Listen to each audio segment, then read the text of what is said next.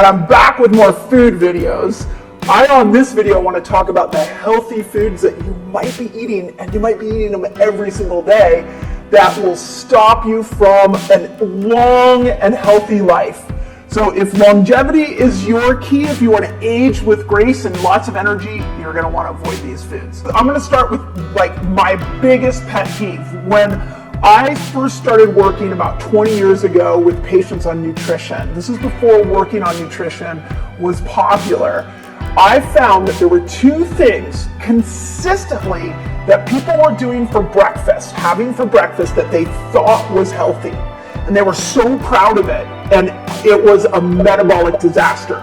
So you have to remember, when we're looking at longevity, one of the key markers to longevity is keeping your glucose and insulin low. If you have blood work, what you want to see is a hemoglobin A1C that's under 5. You want it to be closer to 4.5 for graceful, energetic aging. So these two breakfast foods were destroying your people's metabolic profile. Ready for the first one? Orange juice.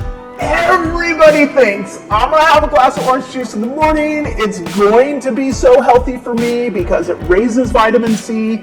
I have no idea where the orange juice, lobbyists are out there, but somehow we got it nailed in our brain that this is healthy and you gotta get rid of it. And let me tell you why. Look at this as a cup of sugar. It's literally a cup of sugar. When you drink it, your blood sugar is gonna spike, and then it's gonna crash a couple of hours later. And it's gonna put you on this massive metabolic up and down, and that is absolutely destroying your insulin levels. I'm gonna even go as bold as to tell you that orange juice is making you insulin resistant. And the fact that you would have it in the morning is setting you up for a day of metabolic failure. So let's get rid of it. I got a sink right here. I'm just gonna pour it out. Let's get rid of that. Second thing that everybody wanted to eat, and for the longest time I was like walking around my clinic going, why does everybody eat this for breakfast? There's so many other things you could eat for breakfast, let alone how important fasting could be in the morning. But the big thing is oatmeal. Now, before you click off and you're like, wait a second, oatmeal. I love my oatmeal. I feel like people love oatmeal more than they love orange juice. But it's the instant oatmeal that is the worst. I don't care if you're buying it from the healthiest store in the world. What we find with anything that's instant is that it's not going to have as much fiber in it. These tend to typically have some sugar in them. This one I actually bought from a local health food store, and it had coconut sugar in it, plus a couple other interesting sugar substitutes in it. Still is going to spike your blood sugar. Because it's instant, it has been refined, so there's less fiber in it. So every time, think about that. In the morning, you're having your oatmeal and you're having your orange juice. You think you're being healthy, but really what you're doing is creating this massive, huge spike in your blood sugar. Now, if you don't believe me, I am going to ask you to either put a CGM on, continuous glucose monitor, and look at it for yourself. See it with your own eyes. If you don't have the resources for a continuous glucose monitor, get one of those blood sugar readers and take a measurement before you have your orange juice, take a measurement before you have your oatmeal, and then half an hour, an hour later, take another measurement and look at the delta of those two measurements. Because your blood sugar doesn't lie, it will show you how much those two foods spike your blood sugar, putting you down a poor path to metabolic health. Slowing aging at the root of longevity exists stable blood sugar, low blood sugar, ability to metabolically switch. So those are the first two. Okay, second, I'm just going after all the food today. I know I don't mean to upset you all, but I want to help you become healthy. Iceberg lettuce. There's no nutritional value in iceberg lettuce. But here's the challenge. I see this when I go out to conferences to speak, is that when I go to a restaurant and I ask for a salad, most of the time the salad will come with iceberg lettuce. There is very little nutrients in iceberg lettuce. And if you get it from a conventional farm, it's the same thing. So, or it's even worse. The ways that we are conventionally growing our fruits and vegetables are deficient in microbes, they're deficient in minerals and vitamins. And I don't know, I mean, correct me if I'm wrong if you're a farmer out there. I don't know a lot of regenerative farms that are growing iceberg lettuce. They're growing more of the mixed greens, more of the exotic lettuces, some of the new lettuces that are appearing. We get one of our favorite lettuces comes from, and I'm going to give them a shout out because I love them, is Spade and Plow. And when I go and get lettuce from them, they're our local farmer. Oh my gosh, I've never even heard of half of these lettuces. They are grown in regenerative farms. A salad appears to be healthy, but if you're doing it with iceberg, it's got no nutrients in it. A salad that's got all of these exotic lettuces and maybe some dandelion greens and some parsley and a lot of mixed greens in it grown from a regenerative farm, you can call them those salads, but they're completely deficient in how they're going to support your health. One will rob you of health. This does nothing for you, depletes you of nutrients. One will add to health. And we call them both salads. Okay, other one that I want to talk about is the potato. Now, hopefully if you followed me long enough, I am a huge fan of the sweet potato. I'm also a huge fan of making sure that you're eating a variety of potatoes. And here's why. The sweet potatoes of different colors and potatoes outside of just the russet all have a resistant starch in them. And this resistant starch actually will go into the lower part of your large intestine and feed the microbes in your large intestine. A conventional russet potato grown from a conventional farm is going to be just a big starch bomb. And you're going to, same thing as the orange juice, same thing as the oatmeal, you're just going to see a glucose spike, and then you're going to end up seeing that glucose is going to dip and you're on that metabolic roller coaster.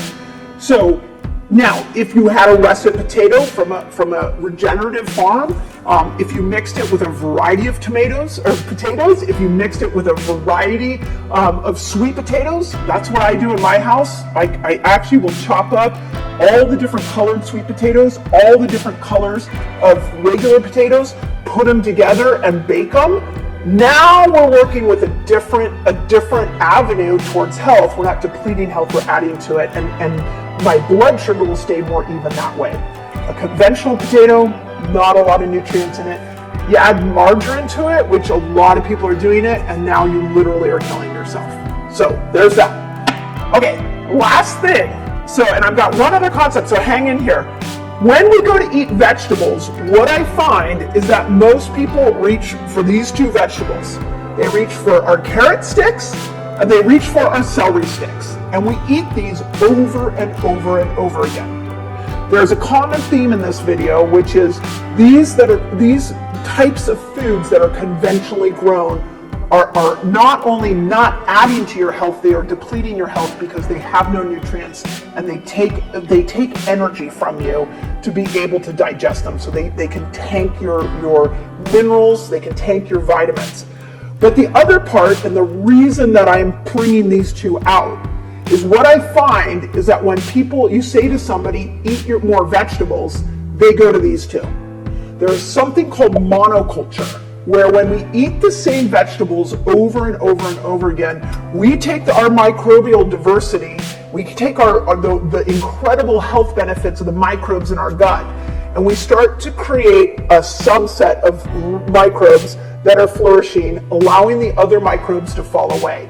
You create a monoculture. When we look at what we need to stay microbial health in optimal order, which, by the way, your microbes in your gut support your immune system, they regulate your blood sugar, they give you neurotransmitters for your brain. It's really important that you feed them. You don't want to do the same things over and over again. This here, and I know we're a worldwide audience, but this is the standard American diet right here. People think that they're eating these and they're healthy, and they're eating them over and over and over again. And what's happening is that they're creating a really small diversity of microbes in their gut, and they're missing out on the key microbes that help you break down estrogen, that make serotonin for you, that help support your immune system. We've got to open up your diet. Stop eating the same things over and over again. So if you've been eating carrots and celery for your whole life, it's time to try something different. Try some red pepper, some yellow pepper, eat the colors. Try some cucumber. Try adding more salads, but let's stop eating the same thing over and over again. If you have never eaten these and you're like, oh wait, so I shouldn't eat celery or I shouldn't eat carrots.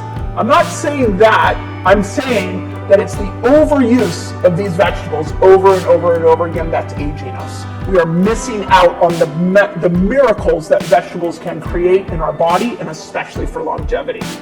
So hopefully in this video you see a theme, which is these are the classic go-to health foods that we see, especially here in America. We have a small subset of these health foods, and we keep doing them over and over and over again. It's spiking our blood sugar, causing our metabolic health to be a mess, and it's destroying our microbiome. And when you have a metabolic situation and a deficient microbe, you have a body that is aging quicker than it needs to age. It all comes down to that simplicity.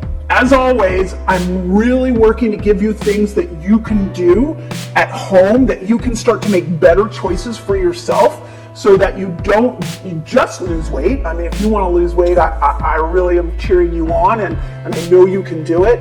But I also want to say that it's time for you to learn how to use fasting, how to use food to improve your immune system, to improve your mental health, for women going through menopause. How do we use this complex system of food that we have available to us to be able to help balance our hormones?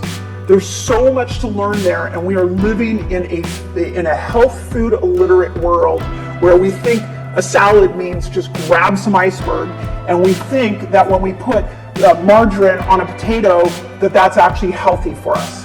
It's not. We've got to start thinking outside of the box, and I hope that this video started that process for you.